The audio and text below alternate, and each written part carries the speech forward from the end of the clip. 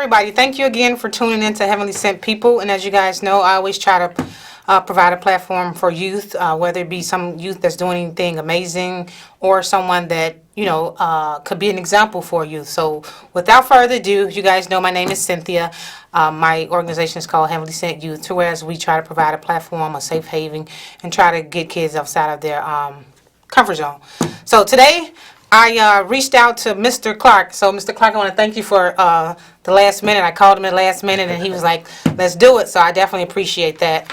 Our other guest, he double booked. So, thank you again. And no question. Pleasure to be here. Thanks for reaching out. That's how we do it. We make it happen. So, Mr. Clark, I've been following you for quite some time now, and I see that you are running for the 7th congressional district yes. seat.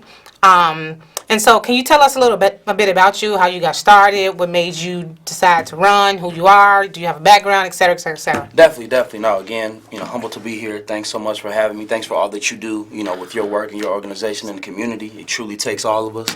It takes a village, for real. So, again, my name is Anthony Clark. I'm a, current special education high school teacher. I currently teach at Oak Park and River Forest High School. Been there since 2013. Wow. Prior to that, I was at Kenwood Academy High School during the strike year, so I was on strike with CTU during the 2012 strike.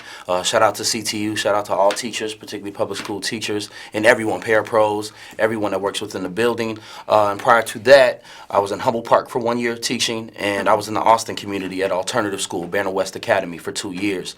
So essentially, prior to my teaching career, originally from Morgan Park, south side of Chicago. My parents, Ryan and Bland, shout out to them, still together to this day, over 40 years, going strong. What a blessing. My best friends out here in these streets, they hold me down. Yes, no question. So shout out mom and dad.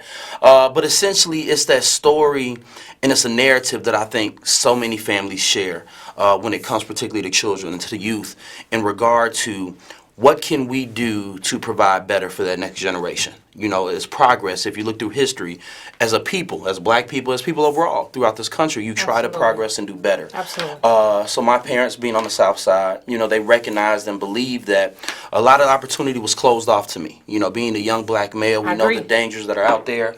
Whether it be, police violence, whether it be intercommunity violence, just lack of opportunity. So they scraped together their money. With my grandmother, they moved to Oak Park, Illinois. My grandma helped, like so many grandmas and granddaddies helped. Indeed. She helped raise me while my parents worked extremely long hours. Neither were college educated, but thankfully they had employment, working class Americans. So they moved to Oak Park, Illinois. It's kind of like, have you seen that movie Coming to America? Absolutely. I always say one of my favorite scenes is when they're spinning the globe. Like, where are we going to go? Sorry about my accent. It was horrible. I'm not an actor, but I tried to hit with the accent. But they spent the wheel, and they picked Queens. But essentially, my parents were looking, and Oak Park was that community. So they moved there, in effort to provide me with better. I had an older half-brother that was caught into the criminal justice system. So many family members that were either murdered or caught within the criminal justice system. Wow. So it was time. And, to just summarize it, moving from the south side of Chicago to a community like Oak Park where the median income changes. I mean, even in today's world, even in 2020, where you're talking the median income in Morgan Park and particularly, high-bed black communities, where it's maybe like $30,000, $35,000, to a community like Oak Park where you're now talking the median income of $80,000 to $85,000, where you have a lot of old money, generational money, socially and economically, and then you have a family like ours, like so many others who are renting initially, just trying to get by, using government assistance to enter into these communities, and you hope that this move will change everything for you, that you could begin to build that generational wealth that has been denied to us for so long. So, just doing that, just recognizing how you could literally cross the street and everything changes in regards to opportunity, your economic output, food deserts, violence, growing up within that, going back out south, going out west to visit family and friends, and constantly having that dichotomy. I was always just concerned about, why does this exist? Why do we have, essentially metaphorical economic walls that are put up between communities? And of course, being that young, didn't know how to fully articulate it. Again, I thank my parents for exposing me to revolutionaries like the Black Panther Party, Fred Hampton, who's from Illinois. Shout out to Maywood. Assata Shakur, Angela Davis, so many wonderful individuals, Muhammad Ali. And their messaging, essentially, I took it in. From a young age, but never really knew what to do with it. And unfortunately, like so many of us, great kid, great family, working hard, but I found myself in trouble oftentimes. Just trying to find myself, struggling a little bit like so many of my youth currently do now. But that doesn't mean that they don't deserve everything that this world has to offer. Absolutely. Because Absolutely. all our youth have the ability to succeed and should succeed. So again, found myself in some trouble, ended up going into the military, which I call the poverty draft, because what happens for me is what I believe. I served 6 years active duty. Our military is like a large welfare state. So our military often targets poor communities, predominantly black and brown communities. Interesting. And what they dangle in front of us, I believe, are many of the things that we're fighting for now, many of the things that the Black Panther Party fought for in regards to, free health care. Military puts that in front of you. Food, we're going to provide you with food. We're going to feed you on a daily basis. They put that in front of you. Housing, you're always going to have housing. You're going to have a guaranteed job. They put this in front of you, and we're going to pay for your education. So when you're struggling, I could no longer at that age rely on my family. Went into the military, was shot in 2007, was exposed to, chemicals. So I have a condition known as Behçet's disease. I'm extremely open about that, extremely open about being shot because I now have PTSD. And I hope we talk about that because many of our youth have never served, but they have PTSD as well. I agree. And oftentimes they're self-medicating. So just from all these experiences, getting out of the military, going into teaching, I just wanted to give back. So, we got a lot more to talk about, but started a nonprofit. Good for you. And started a small business in Point Everest Youth. From that, received the Village of the Year Award in Oak Park in 2017. Wait, so your non-for-profit is out of Oak Park? Correct. It works out of Oak Park. Does work in Austin. Does work in Maywood. Partnering with Best of Proviso Township. We do work with the Austin Family and Community Center. We do work with so many different organizations. From that, won some awards, whatever that may mean. What's the name of it? Suburban Unity Alliance. Suburban Unity. So the website is suburbanunity.org. We do just equity work. Gotcha. If it's about equity, we pay for school, we pay for groceries, we pay for rent, we pay for mortgages. We help small businesses. We fought back against racism.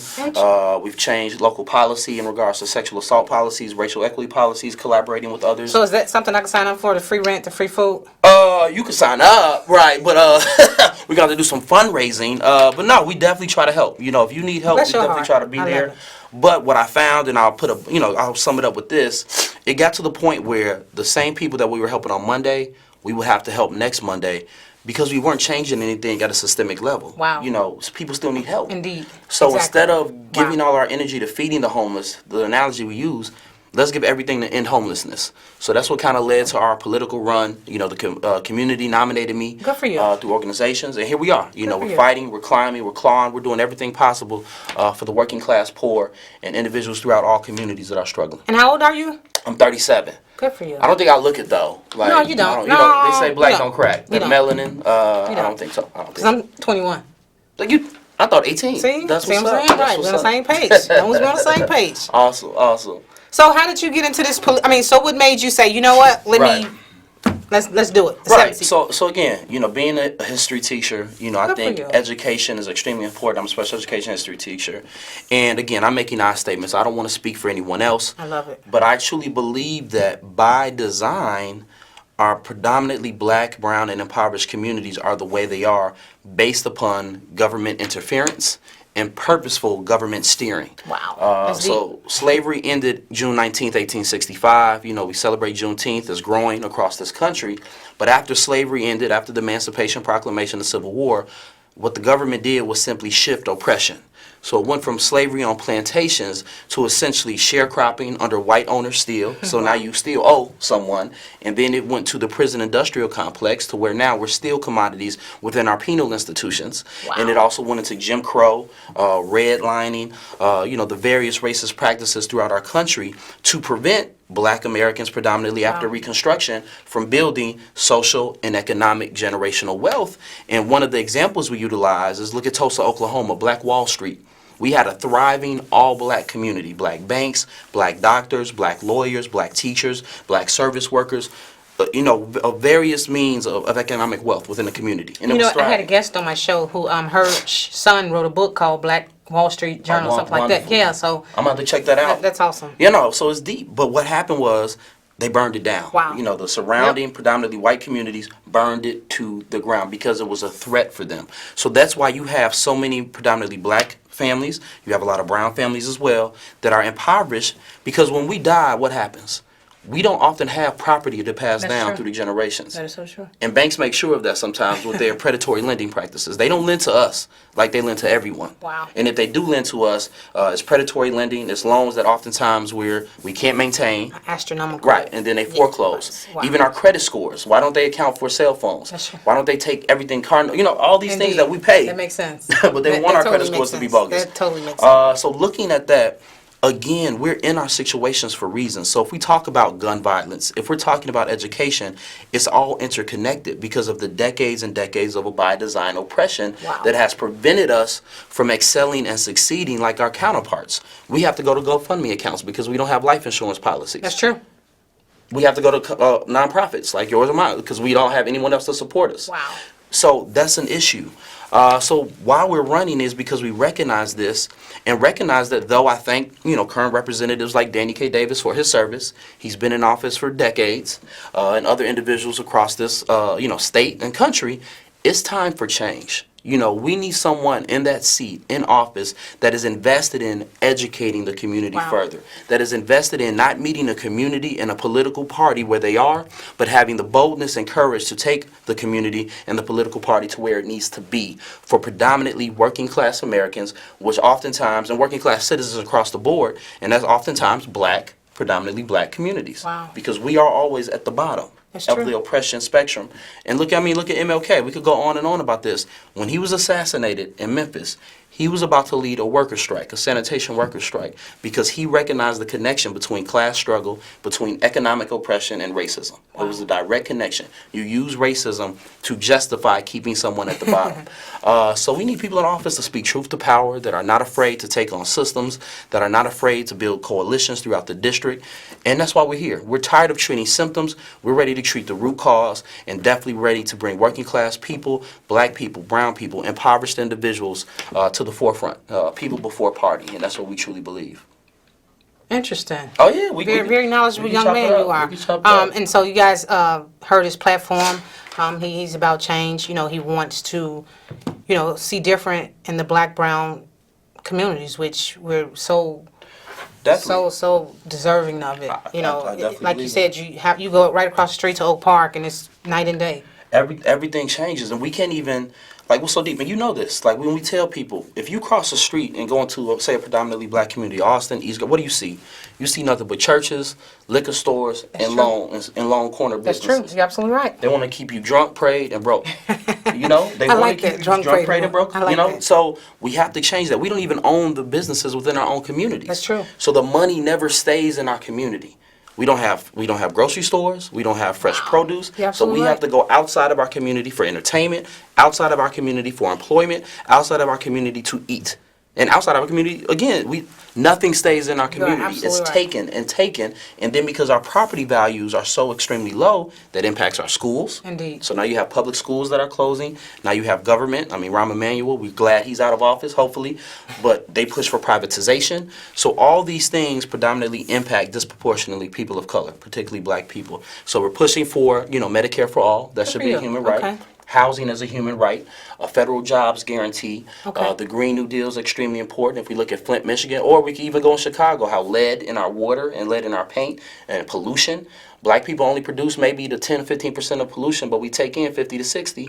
So all of these things impact us. So this is what we're fighting for, and we also have a reparations agenda on our website at voteanthonyclark.com that anyone could go check out and just learn how we're specifically tying it in, and specifically tied it into empowering the black community, which in turn empowers all communities when it comes to the economy. So can you tell us again that website in the event that someone wanted to, perhaps your Facebook page? In the event that someone wanted So to get all our social media, our Facebook is Anthony V. Clark 20. That's Facebook. If you're looking at Twitter, Instagram, same thing, Anthony V. Clark 20. You could type it in, follow us. We'll try to follow back. We definitely speak truth to power on a daily basis. The website is voteanthonyclark.com. That's Clark without an E, C-L-A-R-K. Voteanthonyclark.com. The election takes place March 17th. Again, we're going against longtime incumbent Danny K. Davis. We're speaking truth to power, changing the world. The Sun-Times just endorsed our campaign. Good for you. That was history making, but I thank the people for that. We can't do anything without the community and the belief of the community. So we out here, we rocking. So do you have any events coming up?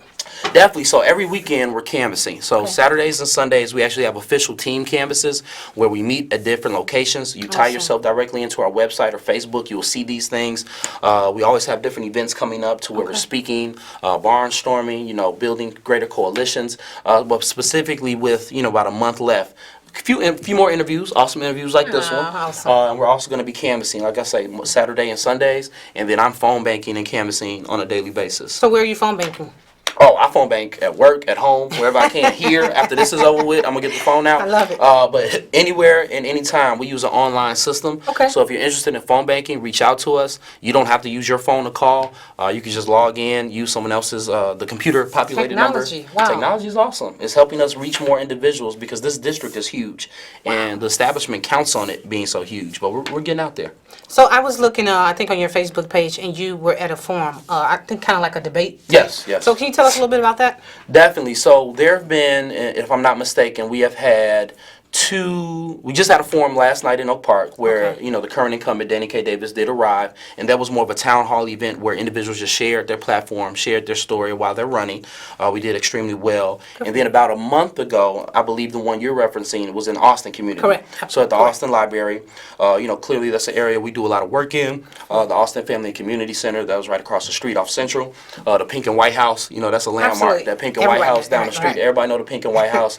But that's an area we've been invested in, for you. because for years we've been working with, local organizations and politicians to when there's gun violence, when things occur, we can't normalize that. So we've been for years taking out like our portable grill, portable sound system, valuable information, That's and awesome. just reaching out to the community, try to let them know you're valued. Because, You're worth it's it. important. A lot of times you see politicians, they only, Oh. appear when the camera's there or when it's time to vote. And, you need a familiar face. You need someone, like you said, that's out there with the grill Exactly. and that's talking to the people, communicating with the people, Exactly. and really, being passionate about what you're saying and doing. Exactly. Because it makes a difference, and It you can does. totally tell the difference between The genuineness. those. Yeah, Exactly. exactly. So are you the only person that's running? No. So there's actually 4 people in the race. Okay. So there's the incumbent, Danny K. Davis. There's myself, Anthony Clark.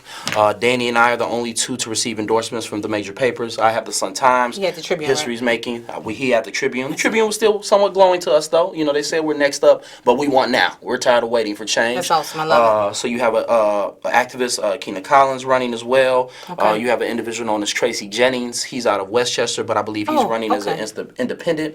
And then you have Ms. Schoenbacher, who's a lawyer, and she's running. She's from like the West Loop area. Okay. So it's a crowded field. Got it. And I thank everyone for running. But I think that forum that you referenced, it's indicative that we're extremely strong. Our endorsements absolutely. indicate that we're extremely strong, and I think we're truly pushing and truly have the incumbent concern. Because he's seeing us as a viable threat. There are options for change. We no longer have to accept status quo. So the forum went extremely well. Danny K. Davis actually didn't show up. He sent a surrogate, and it didn't work out too well for them in a sense of having to answer various questions in regard to why the community is the way it is. And one thing I'm going to challenge individuals to do is you can respect someone and still hold them accountable. I love it. You have to be able to hold people accountable. That's not disrespect. So if you want to understand how our schools play a role and our property taxes play a role and our communities play a role, if you're watching this, go to YouTube and type in Danny K. Davis and Arnie Duncan. It's out there. It's on YouTube to where they had backroom meetings. And if you know who Arnie Duncan is, he's a friend of Rahm Emanuel, a friend of the Obamas, but he's Mr. Privatization. He was pushing for privatization of our public schools. So backroom meetings occurred. So it's a lot of tie-in. Danny K. Davis takes money from Big Pharma. These are companies that don't benefit from having health care as a human right and who's impacted by health care predominantly Black and brown individuals and impoverished individuals. He takes money from Amazon. Okay, how can you be for workers' rights if you're taking millions of dollars from Amazon, who they don't pay their taxes effectively? Their owners, the richest man in the world, but yet you have workers that are still on welfare. You have workers that are literally dying on the factory floor, and you don't stop and you continue to work. All this can be Googled. So it's definitely, again, thank you, but it's time for change. I've lost 12 students to gun violence in my 11 years of teaching. That's awful. Elijah Sims in 2016 on Quincy and Lotus. Love him, love his family. We're still fighting for justice. Shout out to Sharita. But Elijah was going to be 17 that next day. Okay, Michael Reese, he was shot just this past year. Wow. So there's so many that we continue to lose because right now in the wealthiest nation in the world, essentially people are too poor to live. And poverty, That's deep. and poverty kills Say you in that different again. ways. In the wealthiest nation in the world, we have people that are too poor to live. Wow. And poverty kills you in so many different ways. It does, whether it be gun violence, which is interconnected, whether it be healthcare, whether it be the environment, whether it be food insecurity, whether it be housing and homelessness. That's so, wow. Poverty kills. Wow. So with all that being said, this isn't your first time running? No, Because no. I think I was reading, I did my little research on you. Oh, thank you. And, Yeah, you Googled me. Absolutely. And so, yeah. So can you give us a little insight about the... Definitely. So this is monumental. You know, I hope individuals understand how hard, and again, this is no pat on my back because this is a group effort. This is a community Good for effort. you. I love it. This is my parents' effort. Take the I out of it. I Right, love exactly. This is no I, this is a we. I love it. I cannot do this without everybody playing a role. Like I have no shame saying that my mother does my laundry right now. You know, she's holding me down. My father is ironing for me. I'm like, Pops, I'm coming through. I need an iron That's shirt. awesome. Because this is a team. It takes a That's village, awesome. truly. But this is monumental. This is not easy. Nobody's going to give power to you. That's And true. again, I don't want to speak for our entire community. We're not a monolith as black people, as brown people, etc. But I think for far too long, we get into this mindset of, if we vote someone into office or if someone's in a position, they're going to save us. Nobody's going to. We need to save true. ourselves. That's true. You can have a representative that works and stands with you, but we have to save ourselves. But in order to do that, we have to take power because they Wow. don't want to give it up. So we ran in 2018. We got the highest percentage ever against seen Danny it. K. Davis. We got almost 30% of the vote, being extremely grassroots, extremely new to the scene. Good for you. But you build on that. You just don't run once. We told ourselves that we were going to run 3 times. Okay. We were going to keep chipping away, because this work. And it makes It's that sense because, important. you want to continue to be that familiar face. Exactly, So, exactly. that's- Because how incumbents often win, and again, I'm just speaking my truth, is based upon name recognition and Okay. oftentimes money. And if you understand the 7th Congressional District, extremely low voter turnout oftentimes, predominantly incumbents rely on the older black vote to keep them in office. And I love my older black vote. You have to understand how this government right now is trying to cut into Social Security, cut into Medicare and Wow. Medicaid, how that's impacting you. My parents are concerned. They have to get out of retirement. They can't stay retired. So it's impacting a lot of people. Wow. But they count on that older vote. But now we're exciting and we're creating new voters. We're expanding the electorate, have new voters, younger voters in. We have older voters that are now listening and understanding that, hey, That's awesome. it's time for change. That's awesome. But that takes time. So over 700,000 people in this district, over 400,000 registered voters. It's gerrymandered. So we actually walked the entire district this past Wow. summer. It took us, and I didn't, of course, didn't walk but I walked from, we started in Inglewood, walked downtown, and then walked all the way to Hillside. Wow. And they had to carry me. I was I'm like, sure. it was like over 60,000 steps on the Fitbit. We had walked over 30 miles. But just to see again, because we want to take it in. We want to let people know you have a fighter here. But to see everything that we saw and those disparities that exist, it takes a while to break through. Wow. Because we know how our people are sometimes. Would they be like, I ain't never heard of them. Indeed. Like, who they is. Like, Absolutely. you know how we do sometimes. So we got to break through that and let people know we're here. So again, Anthony, I definitely appreciate you coming in at last minute. So last but not least, if there anyone you want to give a shout out to or thank you. Definitely. This opportunity, I just want to thank the community. I just want to thank everybody that plays a role, my parents, my friends, my team. And we're going to just end with, if we dare to struggle, we dare to win. That's Fred Hampton. Holla at you. As always, thank you, Can TV and my support system. Until next time, you guys see us same time next week. Thank you. Awesome.